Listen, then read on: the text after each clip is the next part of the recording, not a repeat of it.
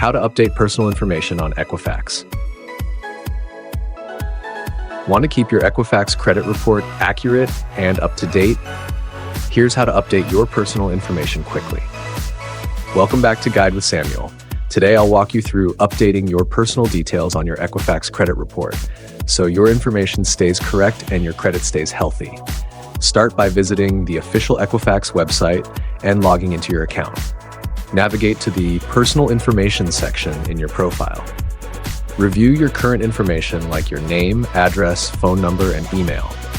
Select the details you want to update and enter the new information carefully. Upload any required documents to verify your changes, such as proof of address or ID. Submit the update request and wait for confirmation from Equifax, which may take a few days. Quick tip: regularly check your credit report to catch any outdated or incorrect information early. If this helped you, leave a comment below. Like and subscribe to Guide with Samuel or Help a Friend Samuel for more helpful financial tips. Thanks for watching.